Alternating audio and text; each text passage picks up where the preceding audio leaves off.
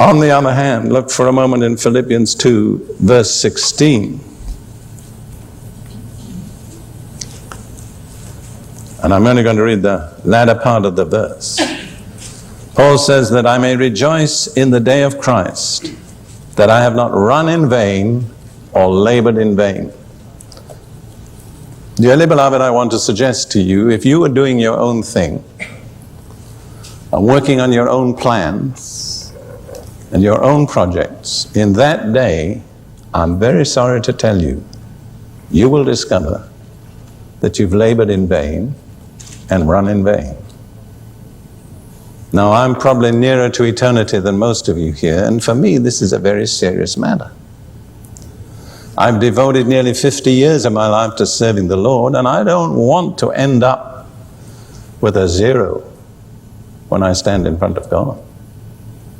Paul warned us, you can pile up material, wood, hay, stubble, but there's coming a fire that'll consume it in an instant. You'll be saved. I think the New International Version says, like a soul escaping through the flames. But all your works will be burned up. And it is my personal conviction, everything that God has not initiated will be burned up. Because it's contrary to the principles that He's laid down. The principle of headship. Now, in my loving and gracious way, let me ask you a few probing questions to round this off. Let's make some personal application. I think I mentioned before, for 5 years I trained teachers in Africa for African primary and intermediate schools. And they had to make a lesson plan and certain stages. But the end was application. Check that the children have really learnt the lesson. Oh, and I can remember so many of them, my poor student teachers, they failed on the application.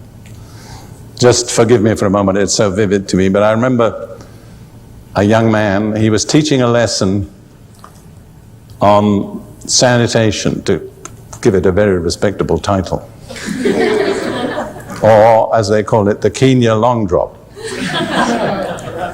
And he had a beautiful lesson plan and a wonderful diagram on the board.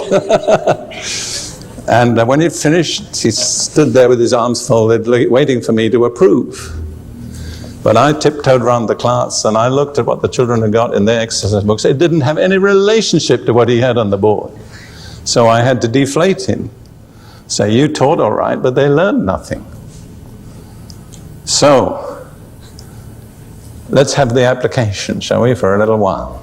I'm going to ask you a series of questions. How much has God really initiated in your individual life? Just mentally run over the things you're involved in right now. The things you're giving your time and strength and ability to, and say, has God initiated those? Let me give you a thought from Psalm 1. Many of you are familiar with the beautiful words of Psalm 1. Blessed is the man who does not walk in the counsel of the ungodly, nor stand in the way of sinners, nor sit in the seat of the scornful. But his delight is in the law of the Lord, and in his law he meditates day and night. He shall be like a tree planted by the rivers of water, that brings forth his fruit in season. His leaf will not wither, and, listen, whatever he does will prosper. That's an unconditional promise of success. You've got to measure success by Bible standards, not contemporary American culture. Success is not necessarily driving a Cadillac or a Mercedes. There's a much higher level of success than that, but rightly understood, God promises success to a person who meets certain conditions, which are stated. There are 3 negative conditions and 2 positive.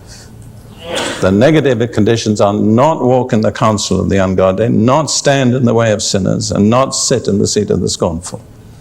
The positive ones are delight in the law of the Lord, meditate in his law day and night. And God says the person who does that will succeed in the deepest and truest sense. When he stands before Jesus in eternity, he will not have a lot of wood, hay, and straw to be burned up. Now, I want to point out to you the key, the thing where it all begins is, where do you get your counsel from? Because you cannot get your counsel from the wrong source and prosper. So where do you get your counsel, your advice, your direction from?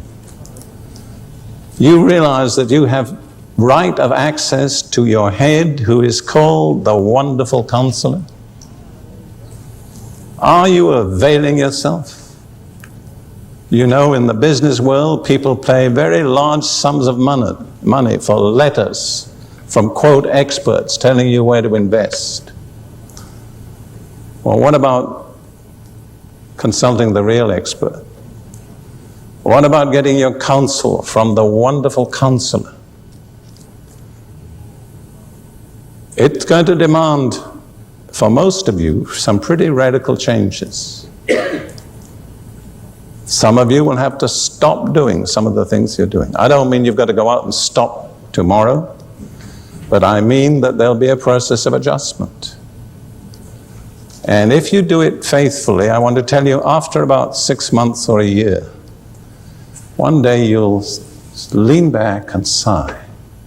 Say, oh, thank God, I'm free from a lot of pressures that never did me any good. What is it that motivates us? Is it keeping up with the Joneses? Is it doing what everybody else does? You look at the people around you, most of them are not happy. The people that don't know the Lord.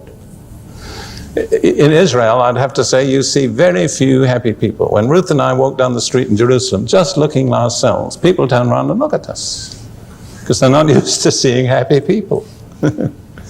Why do I say that? What I mean is their counsel isn't doing them much good. Don't follow them. You've got access to a much better source.